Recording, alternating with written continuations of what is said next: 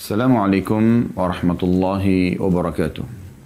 Alhamdulillah, selalu saja lisan kita memuji Sang Pencipta Allah sebagai orang yang beriman dengan penuh keyakinan bahwasanya kalimat Alhamdulillah adalah kalimat penghubung antara kita dengan Sang Pencipta Allah dan dikenal dengan kalimat bersyukur atau berterima kasih kepadanya karena Ia telah menciptakan kita dan juga memenuhi segala kebutuhan kita, juga memandu dengan syariatnya sehingga kita mengetahui mana yang boleh dan mana yang tidak boleh, dan mana yang Dia inginkan dan mana yang Dia larang. Dan juga selanjutnya kita panjatkan salawat dan taslim, salam hormat kita kepada utusan Allah Subhanahu wa taala Nabi besar Muhammad sallallahu alaihi wa ala alihi wa sahbihi wasallam, sebagaimana Allah dan malaikatnya telah mengucapkan salam hormat kepadanya. Seperti biasa teman-teman sekalian, di kesempatan 2 kali dalam sebulan kita membahas atau membedah buku. Dan ini buku baru kita bedah insyaAllah, tulisan Syekh Mahmud Al-Misri, 80 langkah cerdas agar selamat dari siksa neraka. Dan pada pertemuan yang lalu kita sudah jelaskan panjang lebar tentang masalah apa sih neraka itu, ya.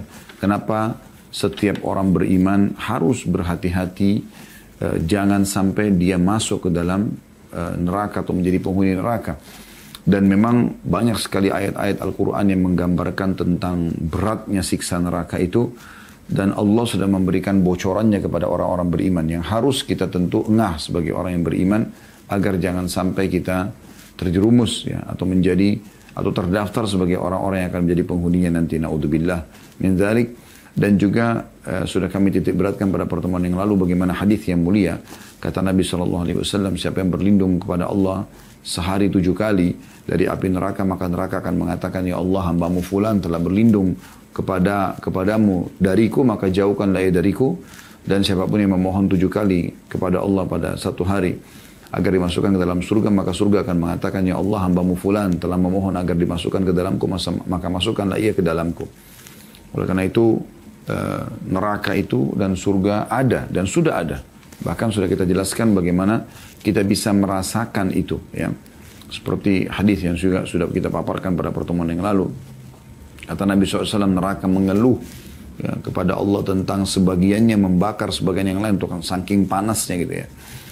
Maka Allah pun mengizinkan neraka untuk bernafas 2 kali, dan itulah yang kalian temukan di musim dingin yang sangat dan juga musim panas yang sangat. Maksudnya udara yang sangat dingin dan sangat panas itu adalah hembusan nafas neraka. Dan ini bagi orang beriman bukan hal yang asing, karena bagian daripada rukun iman mereka, ya. Rukun iman yang 6, ya, rukun iman nomor 5-nya adalah iman kepada hari kiamat, dan itu satu paket dari kematian, prosesi alam barzah di kuburan, ya, menjadi taman dari taman surga, lubang neraka, kemudian pembangkitan di mahsyar nanti, kemudian surga ataupun neraka. Dan ini adalah rukun iman yang kita tidak ada keraguan di dalamnya, karena kalau seseorang ragu maka tidak dikatakan dia beriman. Dan kita akan masuk, teman-teman sekalian, setelah merincikan pada pertemuan perdana pekan lalu panjang lebar masalah neraka, kita akan masuk ke langkah pertama, ya, yang cerdas menurut Syekh Mahmud Al-Misri agar selamat dari neraka, yaitu masalah tauhid. Saya akan coba bacakan dulu apa yang ditulis oleh beliau dalam buku ini, baru kemudian kita akan rincikan panjang lebar dengan izin Allah Subhanahu wa taala. Bagian pegang bukunya ada di halaman 5, ya, sampai halaman 6. Kata penulis di sini, cara cerdas pertama menyelamatkan dari api neraka adalah tauhid. Beliau mengatakan perkara akidah bukan perkara sekunder yang bisa kita tunda atau kesampingkan urgensinya. Karena ia adalah pondasi agama ini seluruhnya. Islam adalah akidah yang seluruh syariatnya bersumber dari akidah tersebut. Dan syariat menata urusan kehidupan manusia. Allah tidak akan pernah menerima syariat kaum muslimin hingga akidah mereka lurus dan benar. Ya. Jadi ini paragraf yang pertama, ya. Saya akan coba rincikan. Tauhid adalah artinya mengesahkan Allah. Penuh keyakinan bahwasanya tidak ada yang menciptakan, tidak ada yang menghidupkan, mematikan, tidak ada yang menggantikan siang malam, menurunkan hujan dari langit kecuali Allah. Segalanya adalah Allah. Dan ini kembali kepada makna kalimat la ilaha illallah, yang berarti la ma'buda bihaqqin illallah. Ya. Kemudian beliau mengatakan perkara akidah, maksudnya keyakinan tentang tauhid ini bukan perkara sekunder, bukan perkara yang opsi pilihan. Kapan mau pelajari, kapan enggak ya enggak gitu. Kapan mau yakini, kapan enggak ya enggak yakin gitu ya. Yang bisa kita tunda atau kesampingkan urgensinya. Karena ia adalah pondasi agama ini seluruhnya. Artinya, Anda bisa bayangkan kalau sebuah bangunan tidak ada pondasinya atau pondasinya rapuh, maka akan rubuh bangunan tersebut. Tapi kapan pondasinya kuat, kokoh, maka pastikan bangunan di atasnya pun akan kokoh dengan izin Allah Subhanahu wa taala. Maka tauhid ini mengisahkan Allah Subhanahu wa taala yang merupakan akidah atau keyakinan dasar setiap muslim. Ya. Itu adalah pondasi agama ini.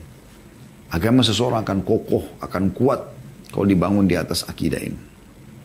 Dan itulah yang ditanamkan oleh Nabi SAW di fase Mekah kepada para sahabat. Bagaimana Nabi SAW betul-betul ya, menekankan tentang masalah pentingnya tauhid. Di fase pada saat itu Al-Quran belum sempurna semuanya turun. Belum ada media kayak kita sekarang yang memudahkan orang untuk belajar. Kalau sekarang kan Quran sudah sempurna, diterjemahkan ke dalam berbagai bahasa, kita sangat mudah. Dengan teknologi sekarang kita bisa dengan sangat mudah di handphone kita, bahkan kita bisa baca. Sementara kita di atas ranjang kita gitu.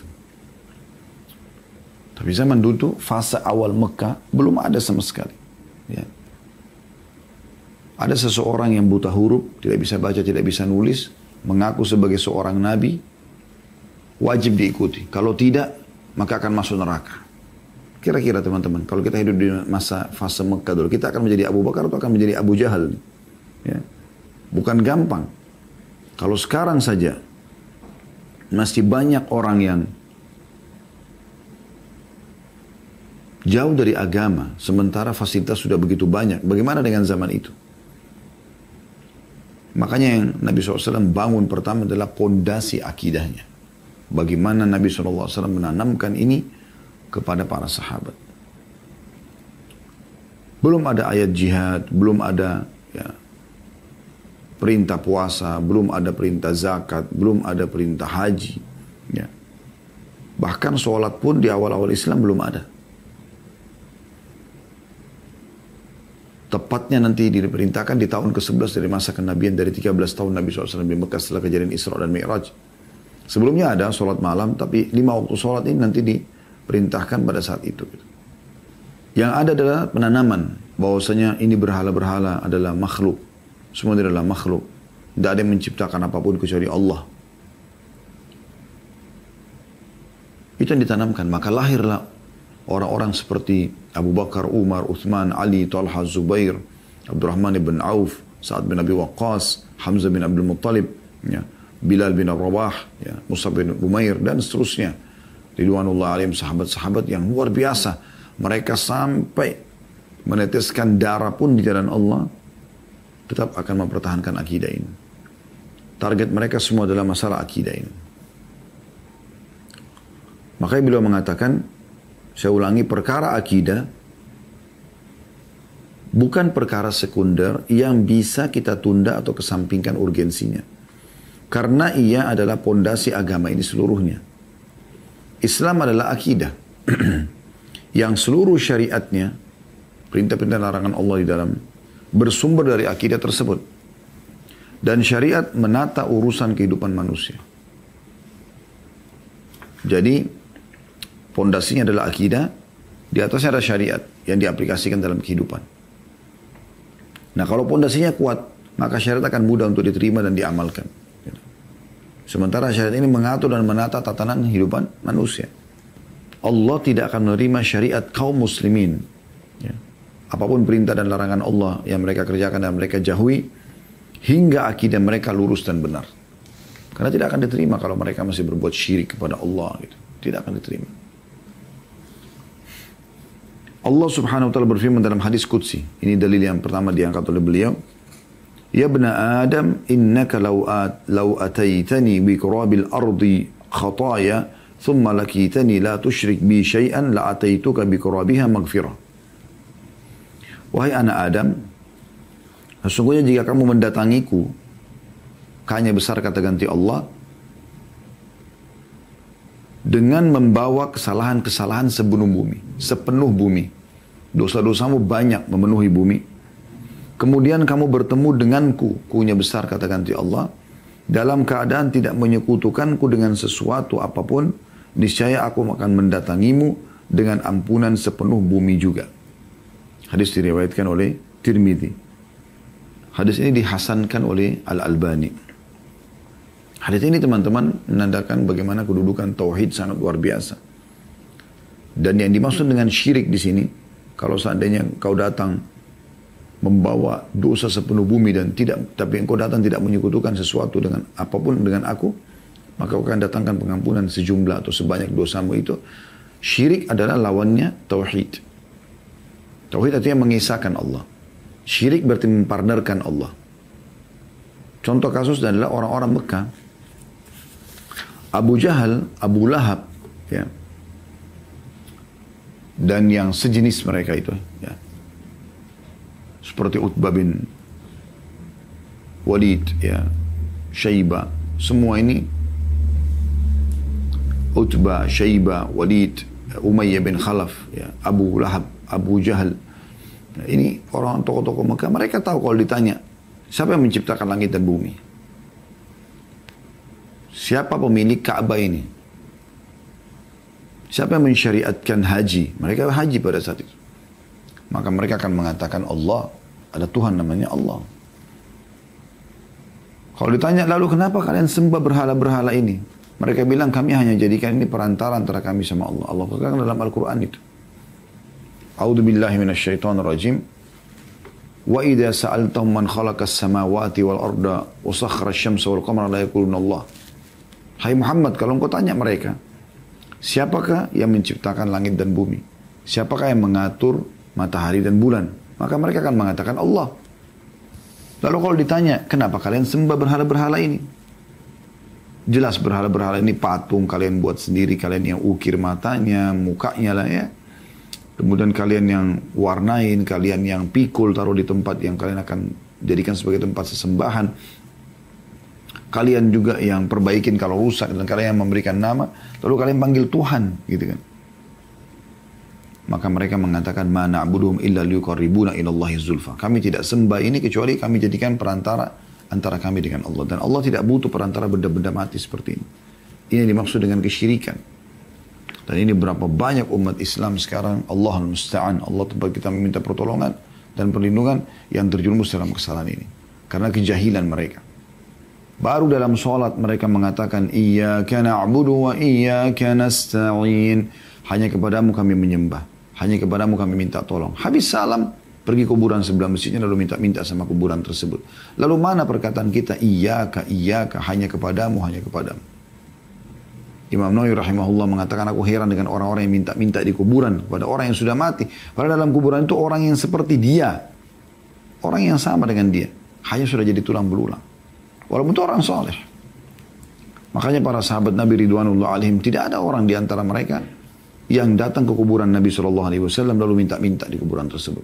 Ambil tanahnya. Ya. Anda perlu tahu, kuburan Nabi Muhammad SAW itu ada di dalam rumahnya Aisyah radhiyallahu anha. Rumahnya Aisyah radhiyallahu anha. Jadi Aisyah di sini, kuburan Nabi SAW di sebelah situ. Ya. Belum pernah ada satupun riwayat setelah Nabi SAW meninggal, beliau pun atau Aisyah radhiyallahu anha membuka rumah lalu mengatakan, ini kuburan Nabi, ambillah tanahnya supaya kalian berkah. Ya. Bahkan baju Nabi SAW pun tidak ada dikatakan ini baju Nabi, ambillah, potong-potonglah, bagi-bagilah, jadikan sebagai jimat. Tidak pernah ada riwayat itu. Sahabat Nabi Ridwanullah alaihim datang mengucapkan salam di kuburan Nabi SAW lalu pergi. Sebagaimana sampai sekarang kita masih mengerjakan itu sebagai kaum muslimin. Kita masih mengucapkan salam. Kita ya menziarahi kuburan Nabi SAW, iya. Tapi nggak melakukan kesyirikan. Bagaimana orang banyak melakukan kesyirikan yang luar biasa. Mengambil-ambil tanah kuburan, mencari keberkahan di situ, menaruh air beberapa hari supaya dianggap itu berkah dan seterusnya. Dari mana semua ini? Tidak pernah ada dalam syariat Allah Subhanahu wa taala dan tidak pernah dicontohkan oleh para sahabat Nabi ridwanullah alaihim yang hidup bersama Nabi sallallahu alaihi wasallam. Bahkan di zaman Nabi SAW banyak orang yang masih, waktu Nabi masih hidup pun mereka melakukan kesyirikan, lalu ditegur oleh Nabi SAW. Seperti orang-orang Mekah tadi yang menjadikan patung-patung sebagai perantara. Ada juga pernah sahabat menggunakan gelang berwarna kuning itu. Kata Nabi SAW, untuk apa? Dia bilang untuk menyelamatkan saya dari mara bahaya. Kata Nabi SAW, buanglah. Karena kalau kau meninggal sementara masih ada di badanmu, maka kau tidak akan beruntung selamanya. Karena itu syirik. Mempartnerkan Allah Subhanahu wa ta'ala. Berapa banyak orang-orang yang syirik ya kepada Allah Subhanahu wa taala dengan meramal dengan bintang-bintang. Sampai kata Nabi sallallahu alaihi wasallam satu waktu kepada para sahabat ya, selepas salat subuh waktu itu, Allah telah berfirman, karena malam itu hujan deras gitu. Telah tiba pagi hari ini hamba-hambaku yang beriman padaku dan kufur kepada bintang-bintang, dan ada juga hamba-hambaku yang beriman pada bintang dan kufur kepadaku. Kata Nabi SAW, lalu Allah mengatakan, orang-orang yang mengatakan bahwasanya kami turun hujan, atau hujan ini turun karena izin Allah, maka dia beriman padaku dan kufur kepada bintang-bintang. Yang mengatakan hujan ini turun karena bintang ini atau bintang itu, maka dia telah beriman pada bintang dan dia telah kufur kepadaku. Coba bayangkan, ramal dengan bintang-bintang. Bukankah banyak umat Islam sekarang sibuk dengan bintang kamu apa? Taurus, Sagittarius, ya, dan seterusnya. Lalu kemudian mengundi nasibnya dengan benda itu. Ini semua tidak pernah ada dalam syariat. Mana pernah ada riwayat Nabi Muhammad SAW mengatakan, ya, misal, jangankan bulan-bulan Masehi seperti itu, bulan Hijriah saja. Tidak pernah secara khusus Nabi SAW ya, mengatakan bahwasanya begini dan begitu misalnya. Oh, karena saya lahir bulan Rabiul Awal, maka bintang saya ini. Tidak pernah ada riwayat seperti itu. Kita umat Islam punya sendiri akidah kita. Tidak boleh ikut-ikutan. Dan itu masuk ke dalam lini kehidupan kita banyak sekali. Termasuk masalah feng shui dalam rumah. Gitu kan. Padahal kita punya tata cara sendiri. Hendak mereka ikut dengan orang non-muslim. Bahkan biasa kadang-kadang dibayar jasa yang mahal. Dipanggillah orang-orang yang dipanggil paranormal. Kemudian menebak-nebak. Mengatakan rumah ini ada begini, rumah ini begini, rumah itu begitu. Hanya karena modelnya ada tusuk sate lah, ada bagian belakangnya kecil, maka ini tidak berkah dan seterusnya. Ini semua khurafat yang tidak boleh ada dalam kehidupan kita. Selanjutnya kata beliau, orang-orang yang berpegang pada tauhid, mereka lah yang akan mendapatkan syafaat Nabi Muhammad SAW. Sebagaimana sabda Nabi SAW diriwayatkan oleh Imam Muslim. Syafaat artinya pertolongan Nabi di hari kiamat nanti. Supaya bisa selamat dari neraka dan masuk ke dalam surga. Kata Nabi SAW, likulli nabiyyin da'watun mustajabah. Fata'ajjala kullu nabiyyin da'watah. Wa inni khabba'tu da'wati syafa'atan li ummati yawmal qiyamah. Fahiya na'ilatun insya'allahu man mata min ummati la yushriku billahi syai'a. Setiap nabi mempunyai doa yang mustajab atau pasti diterima. Dan setiap nabi telah menggunakan doanya di dunia. Sedang aku menyimpan doaku sebagai syafaat untuk umatku pada hari kiamat kelak. Syafaatku akan didapatkan insya Allah oleh siapa yang mati dari umatku tanpa menyekutukan Allah dengan apapun. Tanpa syirik. Lalu kata beliau, ya Allah, penulis mengatakannya, janganlah engkau menghalangi kami dari nikmat tauhid dan bangkitkanlah kami dalam rombongan ahli tauhid bersama Sayyidi Muwahhidin Muhammad sallallahu alaihi wasallam. Maksudnya bersama dengan tuannya dan pemimpinnya, orang-orang yang bertauhid Nabi Muhammad SAW. Nah, ini kurang lebih keterangan yang diseruskan oleh penulis. Kembali lagi sini penekanan tentang masalah syirik. Ya. Oleh karena itu hati-hati sekali teman-teman sekalian. Hati-hati sekali. Ya, kita terlalu mengkultuskan kuburan, batu, benda mati. Bahkan syaitan. Ya. Di tengah-tengah komunitas kaum muslimin, mereka masih saja minta tolong pada jin. Dengan alasan ini adalah khadam, ini adalah ini dan itu. Padahal tidak ada satupun riwayat teman-teman sekalian dinukil kalau Nabi Muhammad SAW sendiri punya khadam dari jin. Qarin pendampingnya, tapi khadam ya, yang diberikan makan atau minum atau berikan tumbal, kemudian dia berkhidmah, ini tidak pernah ada. Pernah Anda dengar ada khadamnya Nabi SAW atau khadamnya Abu Bakar atau khadamnya Umar atau khadamnya Uthman atau khadamnya Ali. Yang kita dengar malah syaitan lari dari Umar. Nah itu kalau ahli tauhid begitu. Mereka hanya bergantung kepada Allah SWT, tidak akan bergantung pada makhluk. Kita sama air, sama batu, sama api, sama udara, sama hewan-hewan, sama tumbuh-tumbuhan, sama jin, sama malaikat, semua sama bumi dan langit, semua ini sama-sama makhluk. Kita diciptakan oleh Allah Subhanahu wa taala. Allah itu satu-satunya Tuhan. Kita menunggangi fasilitas makhluk itu untuk lebih mengenal Tuhan kita Allah Subhanahu wa taala. Ini harus kita garis bawahi. Murnikan tauhid kita. Banyak fenomena yang terjadi ya, di mana mereka melakukan kesyirikan kepada Allah Subhanahu wa taala. Terlalu banyak. Menggunakan jimat-jimat ya. Di tengah-tengah kaum muslimin. Bahkan kadang-kadang menyebar luas itu. Ya. Dan semua tidak boleh. Ya. Saya waktu bimbing jemaah ke Turki, kemudian ada salah satu souvenir yang dijual ya. Nah, kalau Anda memang yang mendengarkan ceramah kami ini pernah ke Turki atau akan ke Turki, itu Anda bisa lihat ada souvenir seperti kaca gitu ya, bulat, tengah-tengahnya kayak ada mata gitu. Biasanya dijadikan perhiasan kalung, hiasan dinding, jam, dinding, souvenir dijual. Dan orang kita Masya Allah bolak-balik ke Turki gitu. Saya awalnya tidak tahu, kemudian saya coba tanya tour leadernya pada saat itu orang Turki, ini apa ini? Karena saya lihat di bus dipajang. Waktu kami masuk ke Grand Bazar di pasar di Istanbul, juga sama. Yang banyak dijual itu. Terus saya tanya, apa ini sebenarnya? Mereka mengatakan, ini adalah keyakinan orang Turki bisa menyelamatkan dari mara bahaya. Dan ini tatayur, menggantungkan nasib pada benda, tidak boleh. Walaupun asal makna kalimat tatayur adalah bergantung pada burung. Orang-orang jahiliyah Mekah dulu, mereka itu mendatangi dukun, kemudian mereka membayar dengan uang tertentu, pada saat itu dengan uang yang mereka gunakan ya. Lalu dia akan punya satu kotak di dukun itu, di dalamnya ada 3 lembar bulu burung merpati. Ditulis di atasnya, lakukan, yang kedua tidak lakukan, yang ketiga kosong. Lalu kemudian setiap kali dia mau lakukan sebuah aktivitas, apakah dia mau menikah, dia mau safar, dia mau pindah rumah, dia mau mulai berbisnis, apa saja, maka dia akan ke dukun tersebut, bayar lagi, kemudian dia masukkan tangannya ke kotak itu, lalu dia ambil tanpa melihat mana bulu yang keluar. Kalau keluar bulu yang tertulis lakukan, berarti dia anggap dia akan sukses dengan apa yang akan dia lakukan. Kalau keluar yang tidak, jangan lakukan, berarti dia akan berbahaya kalau dia paksakan lakukan. Yang ketiga, kalau keluar yang kosong, dia harus mengulangi salah satu, supaya dapat salah satu dari 2 bulu tadi. Ini ngawur.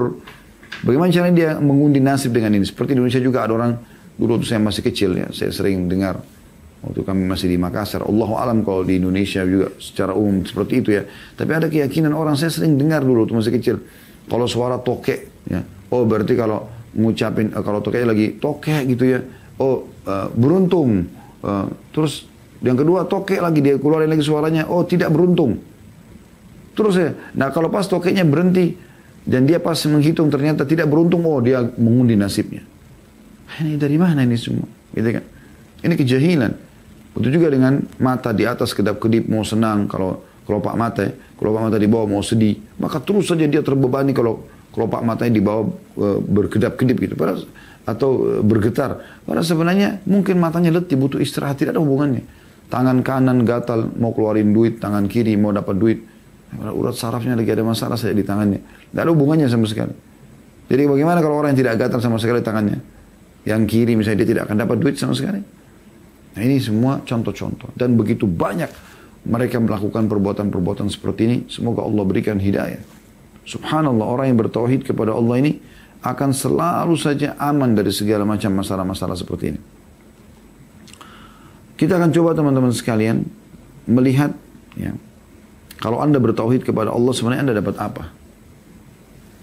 Yang pertama sekali, Anda akan mendapatkan apa yang dijanjikan dalam hadis ini. Tadi yang baru kita sebutkan ya, yaitu pengampunan dosa. Ya. Dan sudah kita baca hadisnya ini. Jadi sebanyak apapun dosa yang kita lakukan, selama kita teman-teman sekalian tidak bersyirik kepada Allah, tidak merusak tauhid kita, maka Allah akan maafkan kesalahan kita. Ya. Kemudian juga kalau Anda bertauhid kepada Allah, Anda akan dapat panduan hidup. Maaf, yang kedua begini. Yang kedua, kalau Anda bertauhid, Anda akan mudah menerima syariat Allah SWT. Dan perubahan Anda itu sifatnya bisa kita katakan abadi insya Allah. Maksudnya gini, kalau Anda berubah menjadi atau hijrah, lebih dekat kepada Allah SWT, dan Anda berada di atas tauhid, tidak menyekutukan Allah, maka kita temukan orang-orang hijrah seperti ini akan sangat kokoh dengan pendirian mereka. Sangat mudah mereka mengikuti Al-Quran, sangat mudah mereka mengikuti hadis-hadis Nabi SAW. Terjadi perubahan dan tidak mempengaruhi mereka. Dan mereka bisa istiqomah sampai meninggal. Beda halnya kalau orang menyatakan dirinya hijrah tapi kepada hal-hal yang salah. Kesyirikan kepada Allah Subhanahu Wa Taala. Ya. Allahul Musta'an itu. Allah tempat kita meminta pertolongan. Tapi seperti itu. Begitu banyaknya orang yang merusak tauhidnya. Sehingga akhirnya mereka jauh dari amal-amal saleh. Subhanallah, orang kalau bertauhid itu berubah akhlaknya. Lebih jujur, lebih amanah, lebih tanggung jawab. Lebih royal, lebih loyal. Semuanya. Berapa banyak orang yang kami temuin, mereka menyatakan mereka telah hijrah karena mendengarkan ceramah. Mereka sekarang sudah bertauhid, mereka sudah meninggalkan kesyirikan. Mereka luar biasa gitu, merasakan ketentraman jiwa. Dan itu mahal sekali nilainya. Itu yang kedua. Yang ketiga, mereka dapat petunjuk dari Allah Subhanahu Wa Taala. Sebagaimana Allah jelaskan dalam surah Al-An'am, surah nomor 6 ayat 82. A'udzu billahi minasyaitonir rajim. Alladzina amanu wa lam yalbasu imanum bidzulmin ulaika lahumul amnu wa hum muhtadun. Orang-orang yang beriman dan tidak mencampur adukkan iman mereka dengan kezaliman atau syirik. Mereka itulah orang-orang yang mendapatkan rasa aman dan mereka mendapatkan petunjuk. Dan mereka mendapatkan petunjuk. Ya. Jadi Allah selalu pandu mereka kepada hal yang baik, keselamatan dunia dan akhirat. Orang yang bertauhid juga akan dihilangkan, akan dimudahkan keluar dari permasalahan yang dia sedang hadapi, seberat apapun itu. Sebagaimana Allah menjelaskan dalam surah At-Talaq, surah nomor 65, ayat 2 sampai ayat 3. A'udzu billahi minasyaitonir rajim. Wa may yattaqillaha yaj'al lahu makhraja wa yarzuqhu min haitsu la yahtasib. Wa may yatawakkal 'ala Allah fa huwa hasbuh. Al-ayat yang artinya barang siapa yang bertakwa kepada Allah. Bertakwa artinya patuh kepada Allah. Dia bertauhid kepada Allah. Tidak akan bertemu antara patuh tanpa tauhid. Kalau dia betul-betul memurnikan tauhidnya kepada Allah, maka kepatuhan juga akan maksimal. Maka Allah akan berikan solusi dari permasalahan dan juga Allah akan berikan rezeki dari tempat tidak disangka-sangka. Ya. Itu yang keempat. Yang kelima, Allah Subhanahu Wa Taala akan menjadikan dalam hatinya rasa cinta kepada keimanan. Dia kalau menyukai sesuatu karena iman, dia kalau benci itu karena iman. Ini juga ada nilai tersendiri. Sebagaimana Allah sebutkan dalam surah Hujurat, surah nomor 49 ayat 7. A'udzu billahi minasyaitonir rajim. Wa'lamu anna fikum Rasulullah law yuti'ukum fi katsirin minal amri la'anittum walakinna Allah habbaba ilaikumul imana wa zayyanahu fi qulubikum wa karraha ilaikumul kufra wal fusuqa wal isyan ulaika humur rasyidun. Allah menjadikan kamu cinta kepada keimanan dan menjadikan iman itu indah dalam hatimu, serta menjadikan kamu benci kepada kekafiran, kefasikan dan kedurhakaan. Mereka adalah orang-orang yang mengikuti jalan yang lurus. Artinya orang yang bertauhid ini Allah akan tanamkan dalam hatinya cinta keimanan. Iman itu akan ada dalam hatinya, terhias betul, tidak ingin melakukan pelanggaran-pelanggaran, ya. Selalu mengerjakan ketaatan dan berlomba-lomba bersaing dalam kebaikan untuk mengerjakan kebaikan tersebut. Maka itu yang ada dalam hati orang-orang yang beriman. Yang keenam, tauhid, ya, satu-satunya cara untuk menjawab semua pertanyaan yang muncul, ya, yang memang sulit untuk dijawab oleh akal manusia. Seperti misalnya kita lihat ke langit, siapa yang ciptakan langit itu? Siapa yang ciptakan bintang-bintang yang miliaran jumlahnya menurut para ilmuwan dan sangat jauh dari bumi, bahkan ada yang jauh lebih besar sampai jutaan kali besar daripada bumi ukurannya. Siapa yang menciptakan semua itu? Bahkan saya pernah lihat, ya, foto dari para ilmuwan itu ditaruh di museum Museum Al-Quran di Madinah ya. Pernah ada foto gitu diabadikan. Bumi itu kalau diambil gambarnya maka dia seperti pasir di padang pasir yang luas pada saat diambil gambarnya bersama dengan bintang-bintang yang lainnya. Jadi kita saja sudah sangat kecil dibandingkan bumi ini. Bagaimana dengan bumi yang seperti pasir di alam semesta ini? Dengan bertauhid teman-teman kita punya jawabannya. Oh ternyata Allah saja yang ciptakan semua. Selesai. Udah terjawab langsung. Sesuatu yang tidak bisa dijawab oleh akal manusia. Orang-orang ateis bingung. Mereka mau coba mencari bahwa ini terjadi begitu saja sulit. Ya. Lalu siapa yang mengurusnya setiap hari? Siapa yang merawatnya? Siapa yang menggantikan siang dan malam? Apakah tiba-tiba lampu di rumah Anda menyala tanpa ada yang menyalakannya? Atau mati tanpa ada yang mematikan? Kita tidak bicara kalau konslet atau rusak. Kita bicara kalau normalnya. Apakah tiba-tiba saja malam dan siang begitu tanpa ada yang mengaturnya? Kita lihat terang, kita lihat gelap setiap hari ini. Begitu juga shower air di kamar mandi Anda tiba-tiba jalan tanpa ada yang nyalakan. Kita tidak bicara kalau rusak, kita bicara normalnya. Tidak mungkin. Bagaimana bisa? Bahkan bagaimana bisa ada shower di situ, ada air tanpa ada yang memasangkan jalurnya gitu. Begitu juga dengan air hujan turun dari langit. Bahkan kadang-kadang kita temukan di sebelah sini hujan, di sebelah sini enggak. Di jalanan ya. Saya pernah temukan gitu jalan raya, sini hujan, sini enggak gitu. Sini kena hujan, maksudnya sini tidak. Siapa yang mengatur itu? Coba lihat kepada diri Anda sendiri. Kata Allah SWT, wa fi anfusikum afala tubsirun. Di diri kalian lihat ada tanda-tanda kebesaran Allah. Siapa yang menata alis seperti ini teman-teman sekalian? Siapa yang membuat mata seperti ini? Hidung, bibir, lidah, gigi, jari-jari kita ini. Siapa yang membuat semua ini? Warnanya, bentuknya ya. Siapa yang membuat semua ini? Gigi kita dengan rapinya. Seluruh fungsi anggota tubuh. Saya pernah lihat sebuah cuplikan ilmiah teman-teman tentang tubuh manusia. Betul-betul seperti sebuah pabrik raksasa yang sangat besar sekali. Ya, rumit dan penuh dengan, kalau kita ibaratkan building itu, dia akan penuh dengan lift-lift yang sangat rumit gitu ya. Yang ini untuk ke arah sana, yang ini untuk arah ke sini. Kita begitu konsumsi makanan atau minuman, subhanallah, dalam tubuh kita ini sudah langsung seperti sebuah perusahaan besar yang mengelola mana yang dibutuhkan tubuh, mana zat besinya, mana ininya, mana ini, mana ini. Langsung terpilah dengan sendirinya. Padahal kita makan jenis makanan satu misalnya. Ya. Buah misalnya apel atau jeruk. Maka yang menjadi intisari dan kandungan di dalamnya itu begitu masuk ke dalam tubuh kita maka akan terpilah dengan sendirinya. Seperti kalau building besar itu ada lift-lift yang membawa semua ini ke masing-masing titiknya gitu. Dan yang tidak dibutuhkan oleh tubuh ampasnya dibuang. Dan kita harus membuangnya. Kita mules, kita harus membuangnya. Tidak bisa kita tahan itu. Ini semua teman-teman, kalau orang bertauhid dia punya jawabannya. Oh ternyata ada penciptanya Allah. Udah, la ilaha illallah. Dia punya jawabannya. Hewan-hewan dari semut yang kecil sampai ke gajah yang besar. Luar biasa gitu. Ya. Kulitnya, postur tubuhnya, bentuknya lah ya. Kemudian sistem pencernaan, sistem pertahanan ya. Anda kalau lihat di YouTube alam hewan, Anda akan kagum dan melihat ini keajaiban yang luar biasa gitu ya. Tumbuh-tumbuhan juga begitu. Belum kita bicara air, batu, udara, api, dan sekian banyak kalau kita ingin bahas. Semua itu, kalau Anda kembalikan kepada tauhid, Anda akan mengatakan, oh la ilaha illallah. Gak ada yang menciptakan, gak ada yang mengadakan, gak ada yang menghancur, memusnahkan, ya. Gak ada yang mengatur jumlahnya, ya. Bahkan yang makhluk hidup, rezekinya, ya, yang Allah katakan dalam Al-Quran, wa ma min dabbatin fil ardi illa 'ala Allahi rizquha. Tidak ada hewan melata di muka bumi kecuali Allah yang memberikan rezekinya. Wa ya'lamu mustaqarra mustawda'aha, dan Allah tahu tempat di mana mereka tinggal dan bagaimana mereka tinggal itu.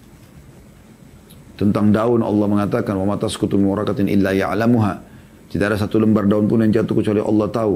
Wala habbatin fi dhulumatil ardi wala radbin wala yabisin illa fi kitabim mubin. Dan tidak ada benda basah ataupun kering di muka bumi, di alam semesta ini ya, di langit dan di bumi, kecuali Allah tahu dan Allah sudah catatkan dalam kitab Lauhul Mahfuz. Tauhid akan membuat orang lebih tenang dengan semua itu. Jadi tahu jawabannya. Nah, ini sangat mahal ya. Sehingga Anda tidak akan pernah takut, tidak akan bergantung, tidak akan pernah ya, cinta dan benci kecuali karena Allah Subhanahu wa taala. Di antara manfaat orang bertauhid kepada Allah Subhanahu wa taala adalah aman, merasa aman, tentram ya. Dengan penuh keyakinan kalau semua sudah Allah atur. Rezekinya, jodohnya, umurnya. Kita tinggal menjalankan saja.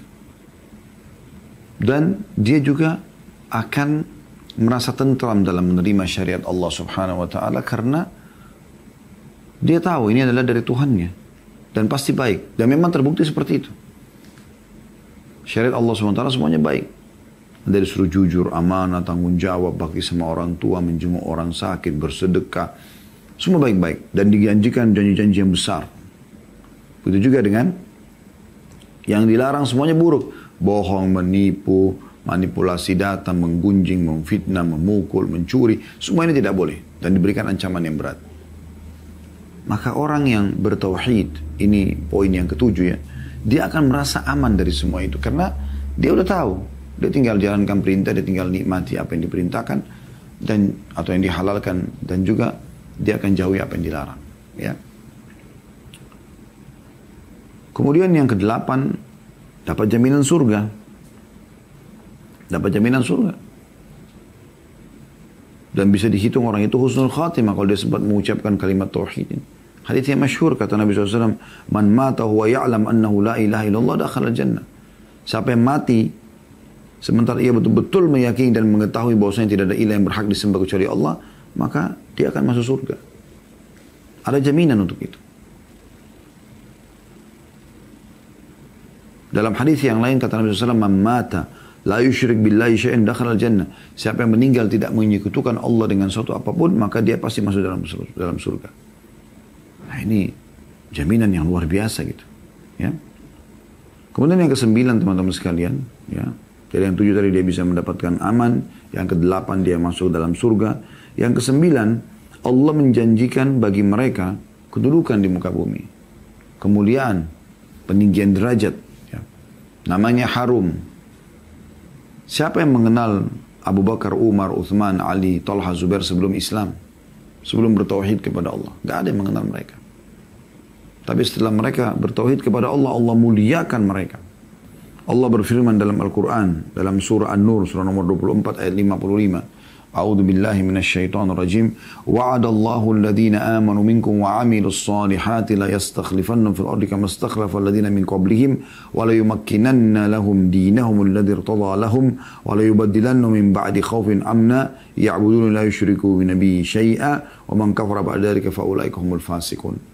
Yang artinya, dan Allah telah menjanjikan kepada orang-orang yang beriman di antara kamu dan mengerjakan amal-amal soleh, bahwasanya dia sungguh akan menjadikan mereka berkuasa di bumi. Sebagaimana dia telah menjadikan orang-orang yang sebelum mereka berkuasa, dan sungguh dia akan meneguhkan bagi mereka agama yang telah diridhoinya untuk mereka. Dan dia benar-benar akan mengubah keadaan mereka. Sesudah mereka berada dalam ketakutan menjadi aman sentosa. Mereka tetap beribadah kepada Allah dan dengan tidak mempersekutukan aku dengan sesuatu apapun. Tapi barang siapa yang tetap kafir sesudah janji ini, maka mereka adalah orang-orang yang fasik. Ini yang kesembilan. Ya, bahwasanya Allah menjanjikan mereka akan diberikan kedudukan di muka bumi. Apakah itu kedudukan dia secara pribadi, Allah mudahkan dia punya pasangan hidup, punya harta yang mencukupi dia selalu merasa cukup. Atau Allah berikan lebih besar. Nah, sebagaimana Nabi SAW dan para sahabat diberikan kedudukan yang sangat tinggi sampai mereka menjadi raja-raja dunia, gitu kan? Nabi SAW membangun pemerintahan Islam di Madinah ya, setelah 10 tahun hijrah di sana. Kemudian dilanjutkan oleh Khulafaur Rasyidin Abu Bakar, Umar, Uthman, Ali. Kemudian berdiri terus ya dinasti Umayyah, dinasti Abbasiyah. Terus saja ya orang-orang yang mentauhidkan Allah Subhanahu wa taala akan diberikan kedudukan. Ya. Juga Allah berfirman tentang masalah itu dalam surah An-Nahl, surah nomor 16 ayat 97. A'udzu billahi minasyaitonir rajim. Man 'amila shalihan min dzakarin aw untha wa huwa mu'minun falanuhyiyannahu hayatan thayyibah wa lanajziyannahum ajrahum bi ahsani ma kanu ya'malun. Barang siapa yang mengerjakan amal saleh baik laki-laki maupun perempuan dalam keadaan beriman, maka pasti akan kami berikan kepada mereka kehidupan yang baik Thayyibah itu kehidupan yang thayyibah, artinya kehidupan yang sempurna, yang baik, yang nyaman, yang sentosa. Dan akan kami beri balasan kepada mereka dengan pahala yang lebih baik daripada apa yang telah mereka kerjakan. Yang ke-11, tauhid akan menyelamatkan orang dari siksa api neraka. Ya. Kalau tadi masuk surga, ini juga tidak akan kekal di neraka. Karena dengan tauhidnya. Ya. Sebagaimana Nabi SAW mengatakan, yadkhulu ahlul jannatil jannah. Penghuni surga akan masuk ke dalam surga. Wa ahlun narin nar. Dan penghuni neraka masuk ke neraka. Thumma yakulullahu ta'ala, lalu Allah yang maha tinggi berfirman, akhriju man kana fi qalbi mithqalu habbatin min khardalin min iman.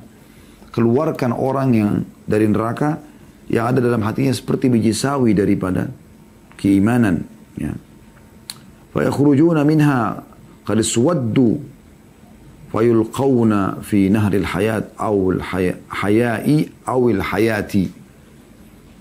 Maka mereka dikeluarkan ya, dari neraka sementara mereka sudah menghitam, hangus. Ya. Lalu mereka dimasukkan ke dalam sungai kehidupan. Ya.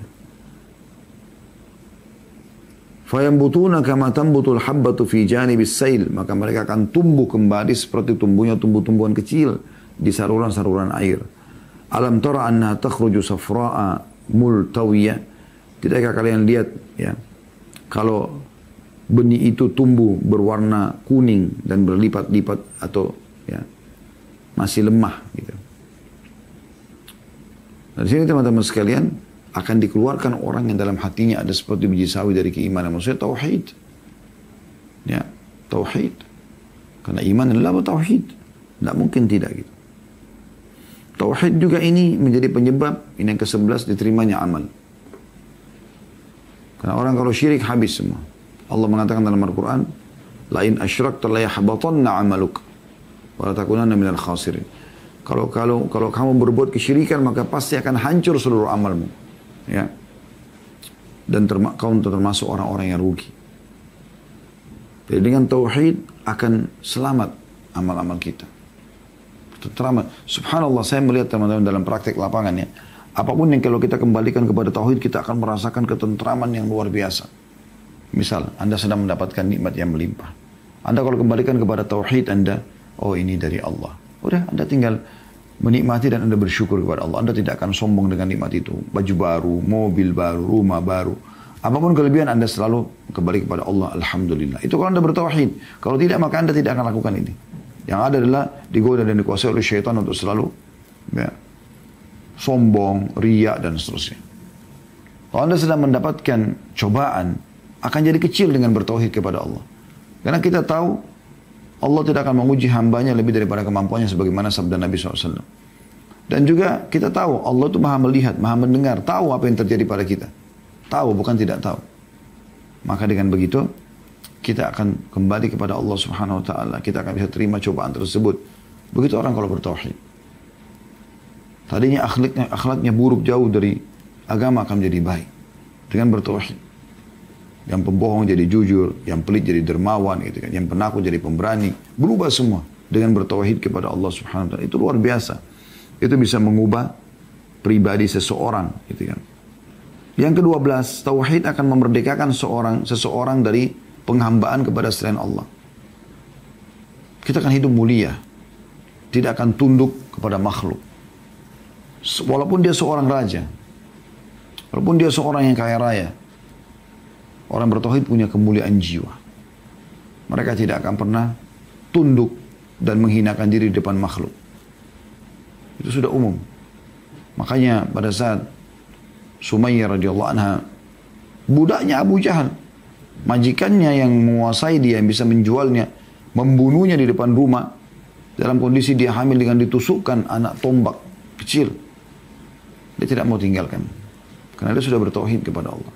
Tidak tergoyahkan dengan itu. Tidak tergiurkan. Apapun yang ditawarkan dari urusan dunia ini, maka jadi kecil bagi mereka. Ada seorang sahabat diutus oleh Nabi SAW untuk membawa surat ke salah satu raja. Kemudian raja itu marah lalu dibunuh utusan tersebut. Dilemparkan tombak ke perutnya. Maka dia mengatakan, Fuztu wa Rabbu Ka'bah. Saya telah beruntung. Saya telah menang Ya, demi Tuhannya Ka'bah, maksudnya Allah Subhanahu wa taala, karena Allah yang menciptakan Ka'bah itu. Orang pada heran, bagaimana bisa orang ini dibunuh, tapi dia mengatakan dia beruntung karena dia tahu bahwasanya dengan dia mati pun dia akan masuk ke dalam surga. Begitu orang bertauhid. Banyak hal yang terjadi pada orang yang bertauhid ini yang tidak bisa dimiliki oleh orang lain gitu. Ya. Dan sebagaimana mereka di dunia aman, mereka juga di akhirat akan aman. Oleh karena itu teman-teman, jangan pernah rusak tauhid Anda ini. Jangan pernah rusak, sudah saya kasih contoh-contoh. Kebanyakan mereka yang merusak tauhidnya ini, ya, di Indonesia itu yang paling sering, yang pertama datangi dukun. Ini paling merusak akidah dia. Tauhidnya rusak ya.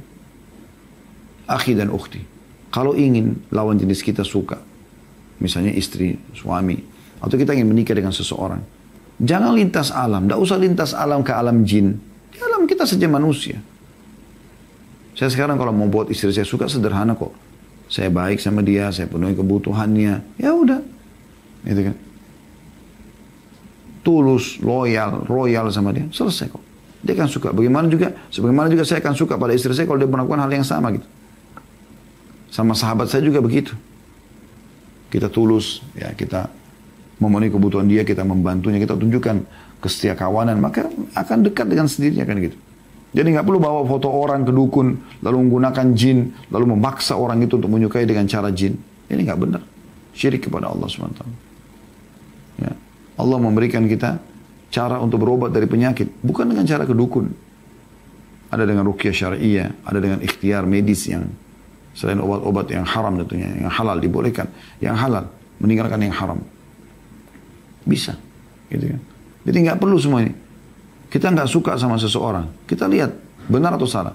Kalau dia zalim, maka kita tinggal berdoa kepada Allah. Kita berharap pahalanya atau kita minta Allah hukum dia. Tidak perlu kita datang ke dukun suruh bunuh dia. Misalnya, ini bahaya sekali. Karena pasti mereka menggunakan wadah jin, syaitan. Di muka bumi ini cuma ada dua jalan. Jalan yang pertama, jalan keselamatan. Tidak ada jalan yang lainnya, yaitu jalannya Allah Azza wa Jalla. Ujung-ujungnya surga. Juru bicaranya Allah, para nabi-nabi dan rasul. Penyambung lidahnya Nabi dan Rasul adalah para ulama dan para da'i. Anda kesini maka akan dipandu ke jalan Allah dan pasti selamat. Tidak ada jalan keselamatan yang lain. Yang kedua jalannya iblis. Tidak ada jalan yang ketiga. Ini yang pertama tadi keselamatan, yang ini kehancuran. Iblis. Juru bicaranya dukun, peramal, penyambung, penyihir dan ahli maksiat. Anda kesini akan dipandu ke iblis dan iblis pasti ke neraka. Jangan pernah rusak itu teman-teman sekalian. Murnikan tauhid Anda kepada Allah SWT. Saya sarankan Anda mendengarkan ceramah kami. Judulnya di YouTube, di playlist ada. Judulnya, kenalilah Tuhan engkau akan bahagia. Itu satu. Kenalilah Tuhan engkau akan bahagia. Yang kedua, saudaraku inilah pondasi agamamu. Yang ketiga, saudaraku inilah rahasia rezekimu. Ya. Ini semua kita sudah bahas ya. Kemudian yang keempat, indahnya menjalin hubungan dengan Sang Pencipta. Yang kelima, indahnya menjadi orang soleh. Ini semua ada judul-judul tablik akbar ya. Sebelum pandemi dulu. Yang insya Allah itu bisa lebih menguatkan masalah akidah kita. Dan tauhid kepada Allah subhanahu wa ta'ala. Allahu a'lam.